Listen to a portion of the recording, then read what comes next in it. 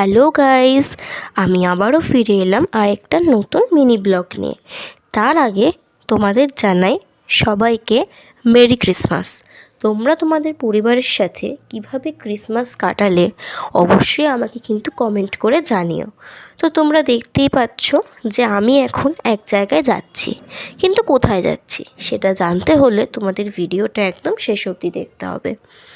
আমি যেখানে থাকি সেখানে ক্রিসমাস উপলক্ষে রাস্তার পর রাস্তা লাইটস অ্যান্ড স্টার দিয়ে এত সুন্দর করে সাজিয়েছে যে বলার না। মানে আমি এক মুহূর্তের জন্য হাঁটতে হাঁটতে সত্যিই ভাবছিলাম যে আমি যেন কোনো আলোয় ঢাকা একটা শহরের মধ্যে দিয়ে হেঁটে যাচ্ছি। তো তারপরেতে ওখানে খাদ্যমেলা বসেছিল, চিকেন কাবাব, চিকেন পকোড়া থেকে শুরু করে, আবার এখন পৌষ মাস মানে বাঙালিদের পিঠে পুলি খাওয়ার সময়। তো সেই বিভিন্ন রকমের পিঠে পুলি, সাথে চা, কফি, চাউমিন, এগরোল, মানে কী না ছিল না, মানে সব রকম খাওয়ার আইটেম ছিল। খাদ্যমেলা মানে আমরা সেটা সবাই জানি।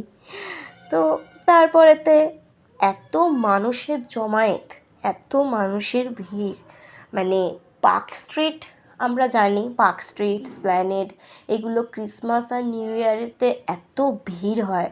এবার আমাদের এইখানে তো পুরো পার্ক স্ট্রিটটাকে তুলে আনা সম্ভব না, বা সবার পক্ষে পার্ক স্ট্রিট যাওয়াও সম্ভব হয় না। তো সেই জন্য এমন করে চারিদিকে ডেকোরেশন করা হয়েছিল যেন মনে হচ্ছিল পুরো মিনি পার্ক স্ট্রিট। তো তারপরেতে বাচ্চাদের আনন্দ দেওয়ার জন্য অনেক রকম ব্যবস্থা করা হয়েছিল, তোমরা সব এই ভিডিওর মধ্যেই দেখতে পারবে।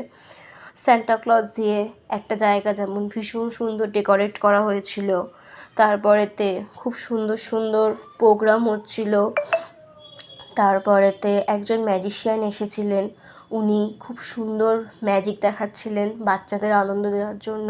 আর সত্যি কথা, শুধু বাচ্চা বলে না, বাচ্চা থেকে বড় সবাই ছিল সেই অনুষ্ঠানেতে।